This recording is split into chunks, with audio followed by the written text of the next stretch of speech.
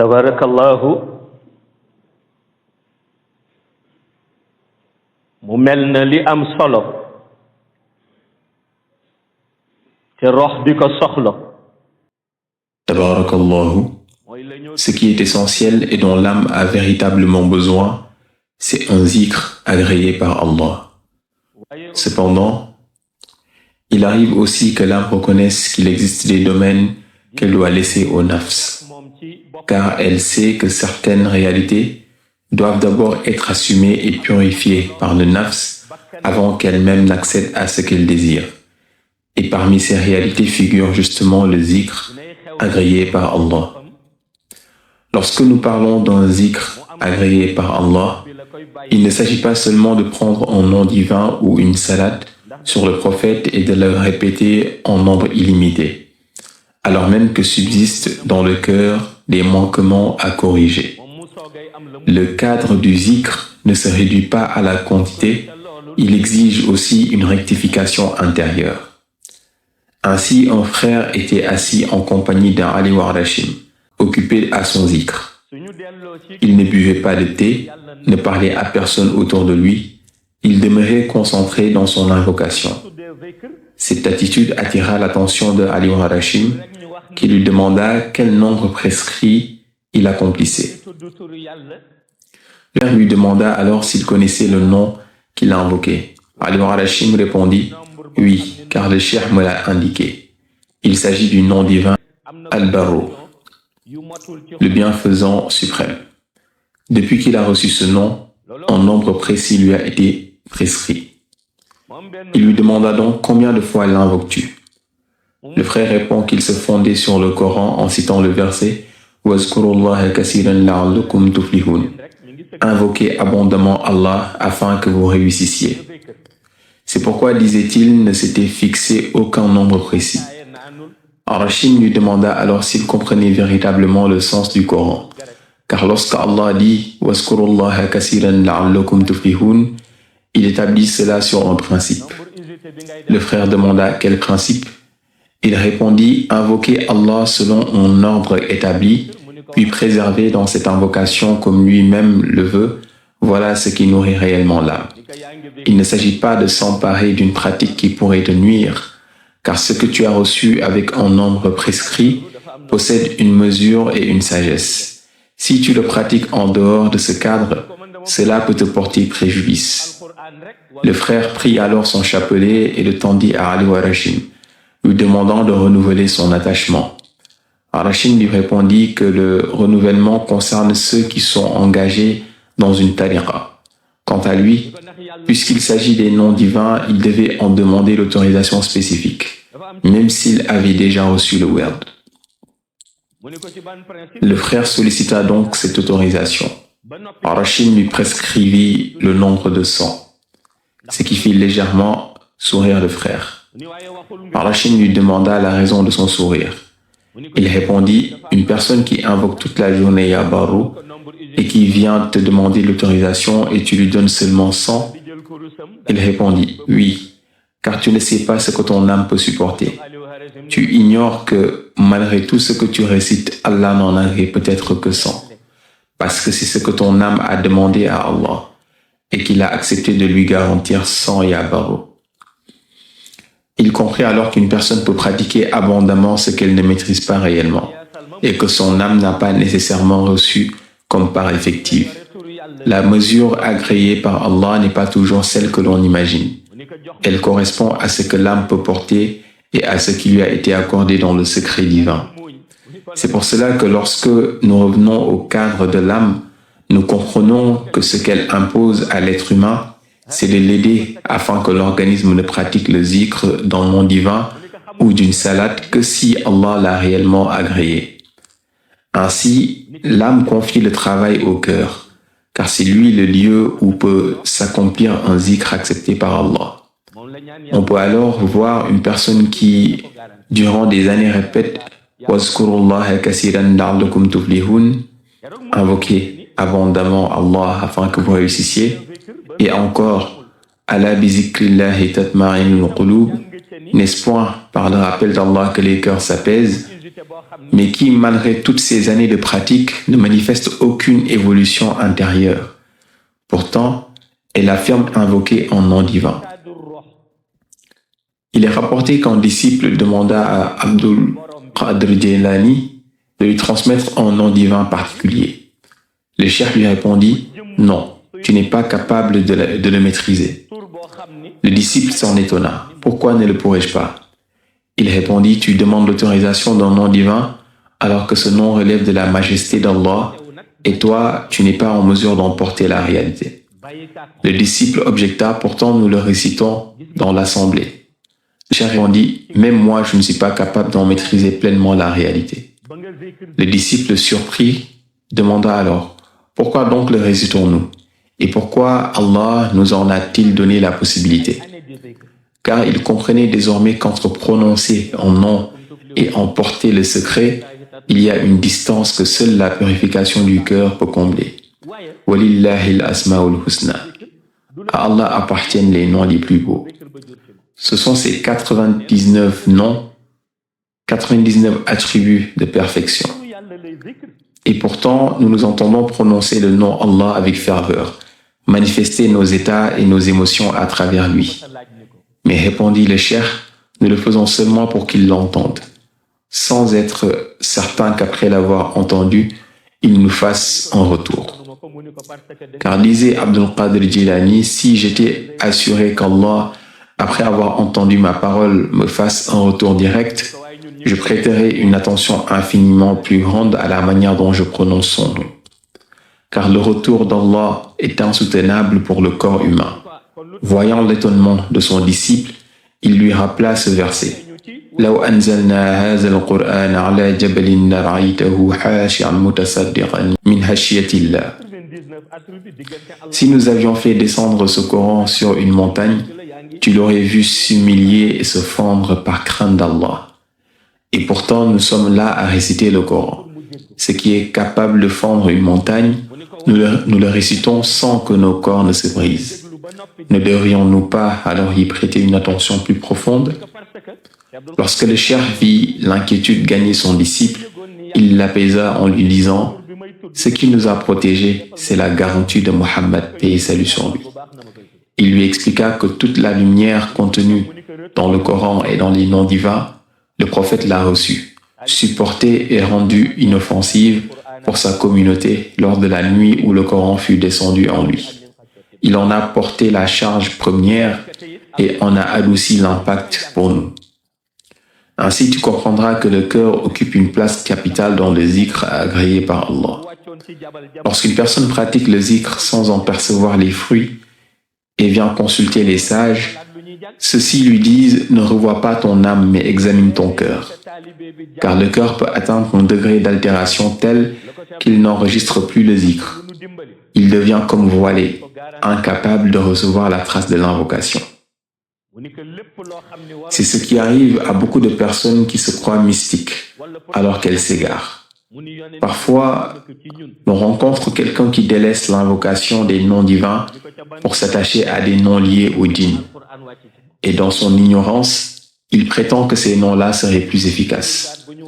Il ne sait pas que l'efficacité véritable ne se réside ni dans l'étrangeté ni dans la puissance apparente, mais dans l'agrément d'Allah. Et que seul un cœur purifié peut en recevoir la lumière.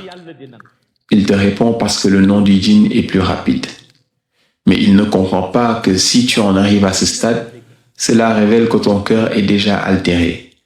Il lui semble donc normal que le nom du djinn soit plus rapide car il n'invoque plus de nom d'Allah. Lorsque le cœur se corrompt et qu'il ne parvient plus à se tourner vers le nom d'Allah, Iblis introduit alors le nom d'un djinn dans son âme. Si par illusion certaines choses semblent fonctionner, il s'exclame « Ah, le nom du djinn est plus rapide et plus efficace. » Mais cela n'est qu'un égarement. Prononcer le nom d'un djinn dans un acte de zikr revient à invoquer le nom d'une simple créature, semblable à toi, croisée au détour d'un marché et dont tu répéterais le nom comme s'il détenait un pouvoir. C'est une folie spirituelle. Car l'homme et les djinns n'ont qu'une seule mission, adorer Allah le Très-Haut. Wa ma khalaqtul jinni wal ins illa liya'budun. Je n'ai créé les djinns et les hommes que pour qu'ils m'adorent. Ce qui incombe à l'être humain incombe également aux djinns. Tous deux sont assujettis à la même responsabilité spirituelle et au même devoir d'adoration. Ainsi, lorsque l'être humain atteint un degré de perdition tel qu'il affirme que le nom du djinn serait plus opérant ou plus efficace, cela révèle simplement l'altération de son cœur.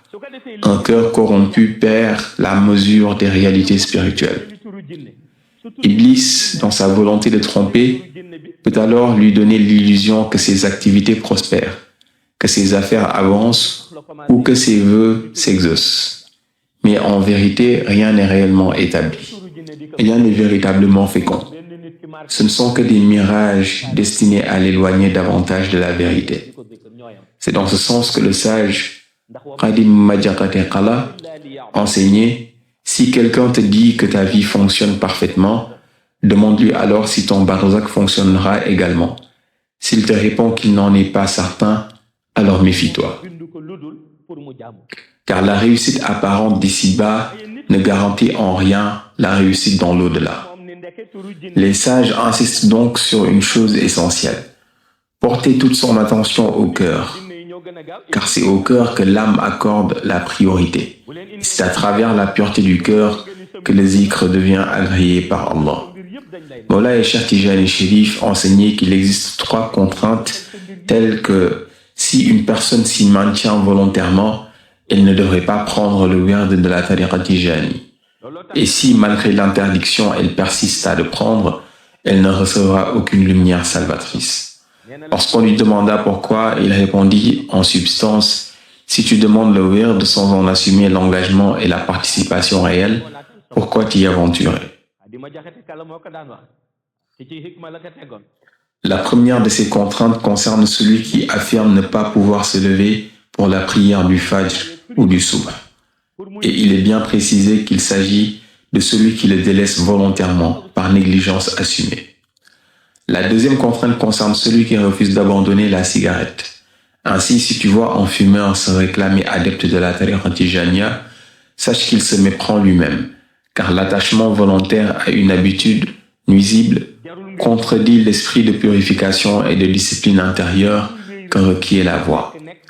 La troisième contrainte est celle de la personne incapable de cesser de dénigrer, de rabaisser ou de médire les autres. Or, la langue qui persiste dans le mépris et la critique destructrice ne peut porter un zikr lumineux. Moulay Cheikh Tijani Chérif expliquait la sagesse de ces interdictions. Concernant la première contrainte, il enseignait que celui qui refuse volontairement de se lever pour la prière du Fajr n'a en réalité pas conscience de son besoin du pardon d'Allah, exalté soit-il. Car à ce moment béni de l'aube, Allah appelle ses serviteurs à lui. Celui qui dort par négligence volontaire se prive lui-même de ce privilège immense. Il est toutefois précisé que la personne malade ou empêchée par décret d'Allah n'est nullement concernée. Concernant la deuxième contrainte, il enseignait que celui qui ne parvient pas à établir une communion avec les anges ne peut pleinement bénéficier de sa voie. La tariqa Tijaniya est entourée de la présence spirituelle des anges, notamment lors de la wazifa et de la hadratul Jumu'ah. L'odeur de la cigarette répugne aux anges. Dès lors, comment bénéficier de la lumière si l'on repousse la présence angélique? Quant à la troisième contrainte, il affirmait que celui qui dénigre les autres se met dans une situation d'extrême gravité. Une telle personne ne peut être sauvée tant qu'elle persiste, car ses bienfaits pourront être transférés à ceux qu'elle a dénigrés. Allah exalté soit-il dit: Fata'ala Allahul Malikul Haq. Que soit exalté Allah, le roi, le vrai. Et il dit également: Alaysa Allahu bi ahkamil hakimin. Allah n'est-il pas le plus sage des juges? Ce qui est troublant, c'est de voir quelqu'un se prétendre muqaddam alors même qu'il vit dans le dénigrement constant. Il y a là une contradiction manifeste. Serigne Mounirou Sarr, à l'ancien garage pompier de Dakar, disait avec humour: parfois Iblis croise des gens et se disent: et se dit « Je vais m'efforcer de les égarer ». Mais vous, avec ce que vous faites ici, j'en viens à me demander si, en vous croisant, il ne prendrait pas peur et ne s'enfuirait pas. Par cette parole, il a enseigné que lorsque le désordre intérieur est installé, Iblis n'a plus besoin d'insister. Il en est de même pour les anges qui implorent Allah d'être préservés de la nuisance de certaines langues. C'est pourquoi Moulay Cheikh Tijani Chérif insistait. Prêter une attention scrupuleuse au cœur est primordial. Allah a créé le zikr selon une base intérieure. Par exemple, si tu invoques Ya Latif et que tu souhaites l'agrément, commence par vouloir pour ton prochain ce que tu veux pour toi-même. Car le nom divin ne porte ses fruits que dans un cœur qui en reflète le sens. Allah sera bienveillant avec la personne uniquement lorsque celle-ci souhaite à ses confrères tout le bien qu'elle convoite pour elle-même.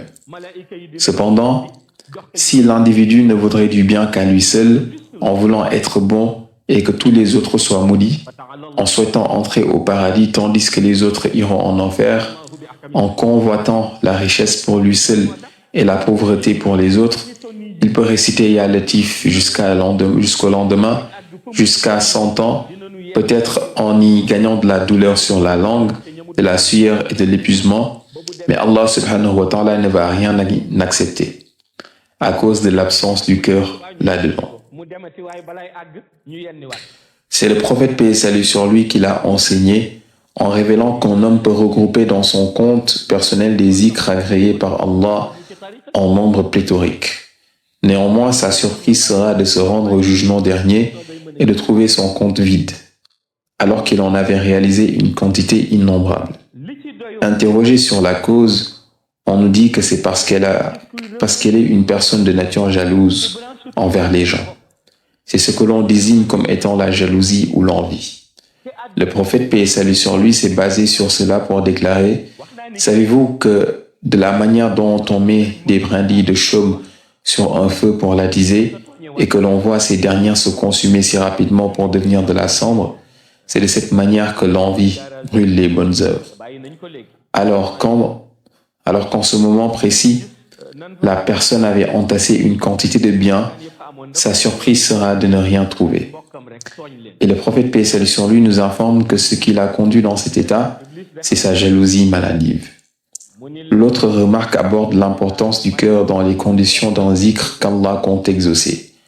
À propos de cela, on a interrogé le prophète Ibrahim alayhi salam lorsque les hommes de la haqiqa l'ont rencontré au Haïb et lui ont adressé cette question. Un jour, durant ta vie sur terre, tu as entendu la parole du Seigneur. Nous voudrions savoir qu'est-ce que tu as senti à ce moment. Le prophète Ibrahim leur demanda « À quelle parole faites-vous référence ?» Ils répondirent lorsqu'Allah subhanahu wa ta'ala a dit « Ô feu, sois pour Ibrahim une fraîcheur salutaire. » Ce moment précis où tout le monde s'était regroupé pour te jeter au feu. Le roi qui avait regroupé ses gardes et tout le monde en avait donné l'ordre en disant « C'est parce qu'il refuse 3 faits. En premier, il refuse d'accepter que je suis son maître et que je suis le maître de son père et de sa mère. On le lui a demandé ici même. Lorsque tout le monde est tombé d'accord, il a refusé en disant que je ne suis pas son Seigneur. Il n'a pas respecté le dogme établi ici. Il avait en effet oublié qu'Allah subhanahu wa ta'ala a façonné Ibrahim alayhi salam avec de la sagesse. En un jour, il a interpellé sa maman pour lui demander « Ô mère, je voudrais savoir qui est ton maître. » Sa maman lui répond « Ah, je pense que c'est ton père, mon maître. » Il lui dit « Mon père également. Qui est son maître ?» Sa maman lui répond « Ah, on considère que c'est Namrud. Qui est son maître ?» Ibrahim poursuit « Namrud lui aussi, qui est son maître ?» Elle réplique « Ce n'est pas une question qui doit être posée. C'est parce que tu es juste un enfant. » Lorsqu'on a voulu le faire sortir de l'assemblée, Namrud leur dit « Laissez-le, c'est juste un enfant. Mais lorsqu'il grandira un peu, il saura que personne n'est mon maître et que je suis le maître de tous. » Il le voit sourire légèrement et comprit que c'est un enfant qui n'est pas indiscipliné, mais qui ne croit nullement en lui. C'est pourquoi, lorsqu'il a plus tard entendu son prêche, il a su que tout ce qu'il ne voulait pas a commencé à se produire. Car à ce moment, il leur a soumis une autre équation plus sérieuse qu'ils n'ont pas pu résoudre. C'est le jour où toute la ville s'apprêtait à sortir pour aller célébrer une fête. Ibrahim leur dit qu'il est un peu malade et qu'il va rester sur place. Lorsque tout le monde est parti, il prit sa hache pour entrer dans la maison qui servait de sanctuaire pour les idoles. Il les abattait une à une jusqu'à la dernière plus grande idole sur la tête de laquelle il accrocha la hache. À leur retour, ils ont convoqué tout le monde pour leur dire « Venez voir comment Ibrahim a détruit et blasphémé nos dieux. » On le convoqua également pour qu'il vienne témoigner de son acte. Interrogé, il leur expliqua « Laissez-moi vous éclaircir la situation. Je pense que les dieux avaient des tensions entre eux. Les petits dieux ont fait du tort à cette grande idole pour se venger et elle a pris sa hache pour leur abattre la tête. Vous voyez comment elle a accroché la hache sur elle? Cela montre que c'est elle qui les a détruits. » Ils dirent « Mais comment ce Dieu peut-il bouger de sa place ?» Ibrahim leur lance « Donc il ne peut même pas bouger de là et pourtant vous l'adorez. Et il ne peut pas entendre notre conversation. Malgré tout, vous dites que vous l'adorez comme un Dieu. » Ils surent qu'ils avaient un véritable problème. C'est là qu'ils ont commencé à prendre des décisions contre lui jusqu'à conclure qu'ils allaient le brûler dans un feu.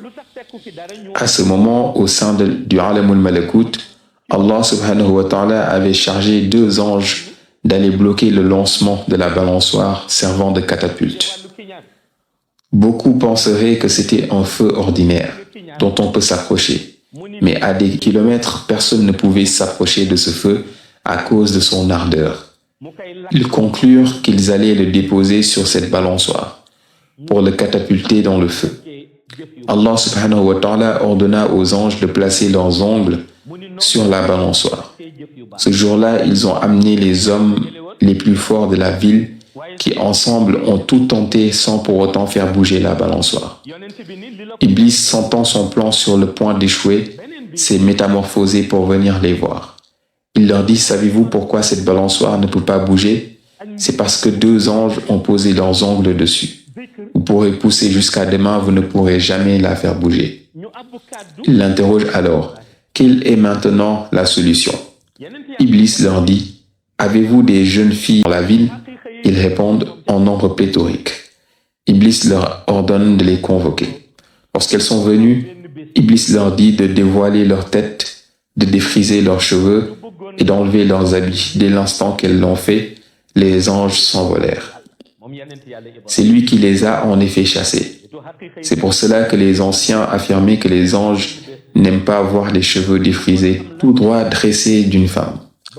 De même pour une femme qui se déshabille et ne porte pas de vêtements longs.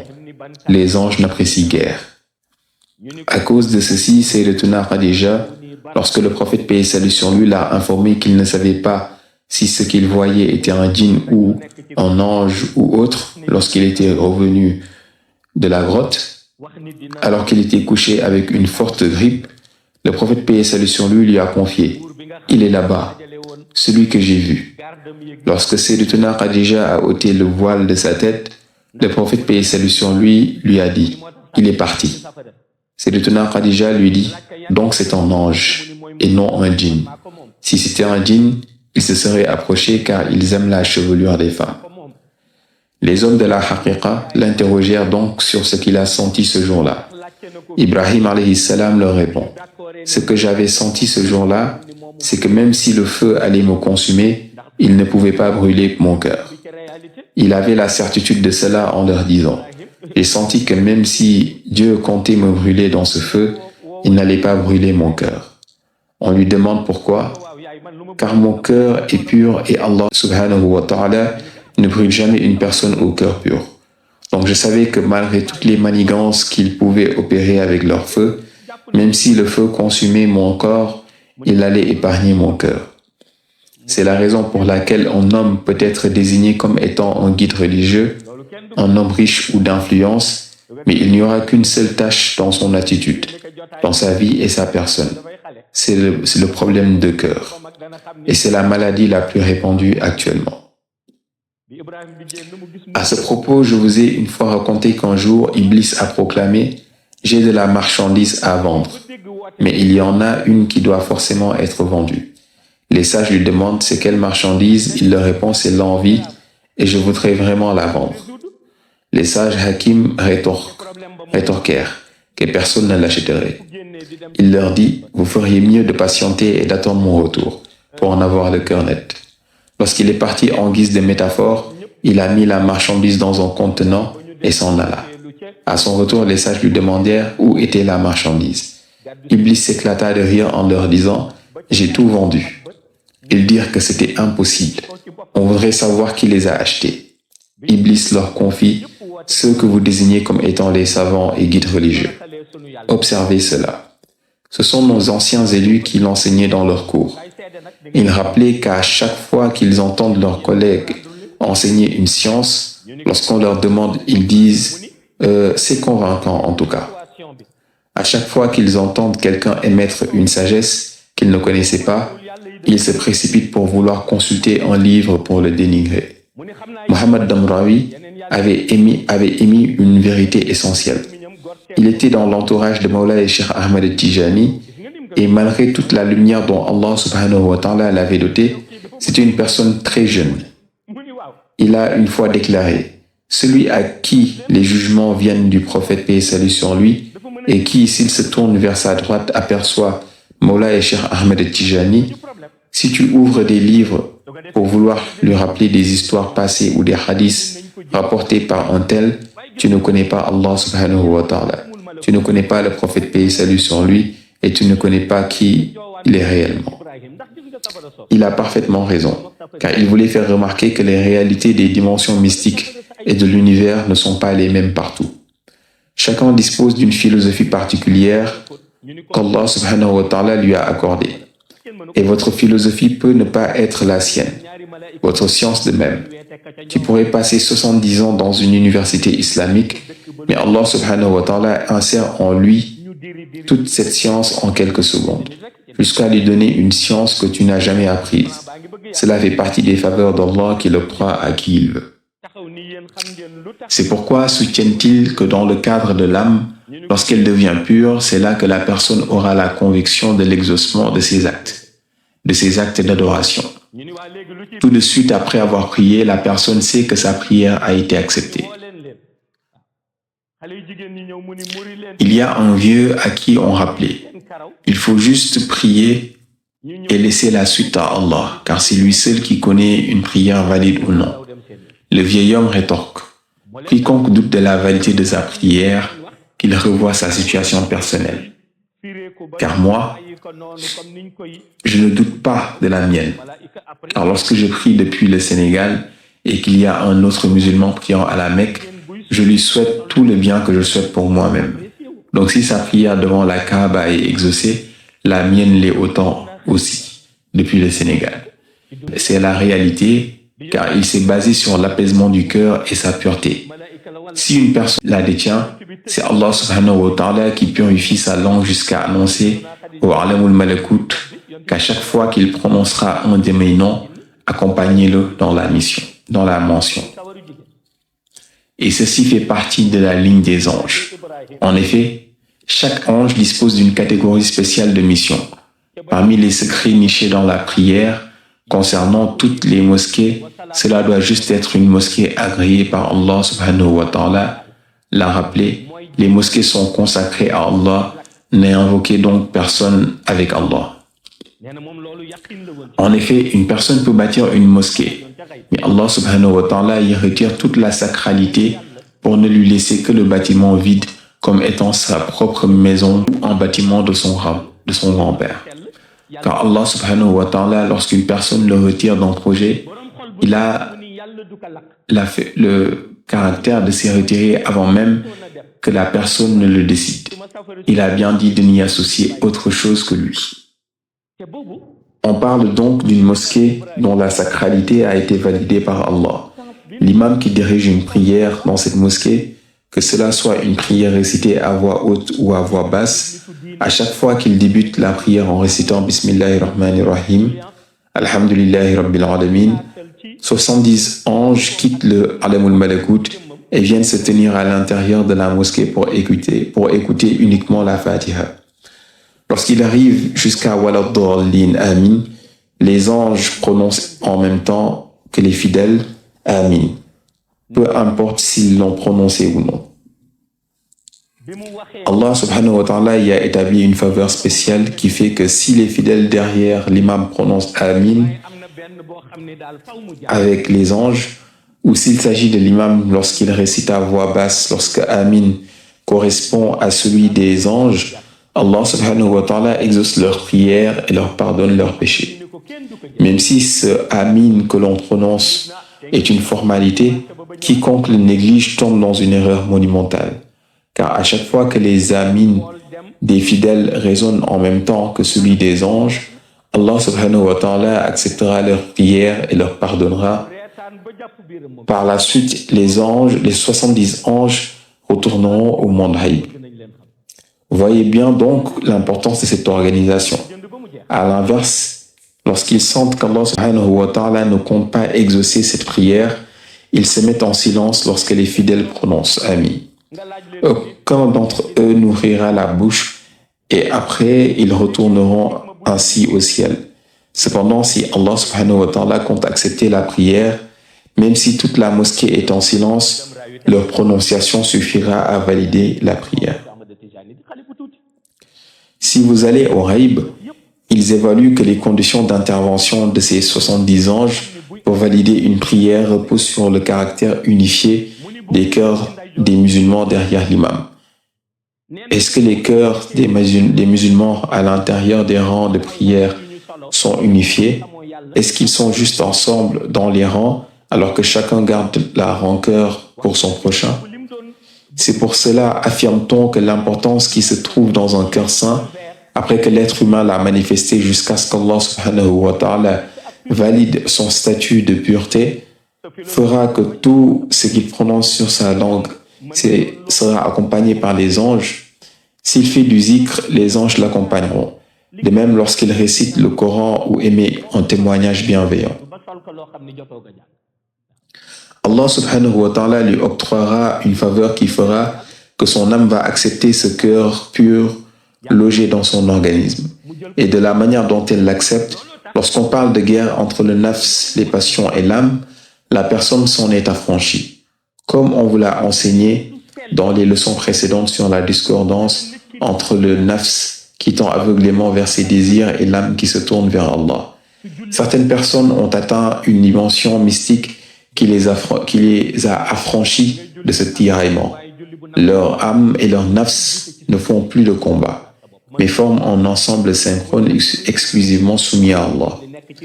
Chaque jour, ils recherchent l'agrément d'Allah.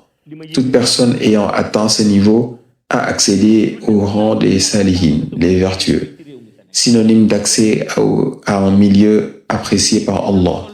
Ce cadre constituera ainsi notre prochaine leçon de demain, par la bénédiction du prophète paix et salut sur lui.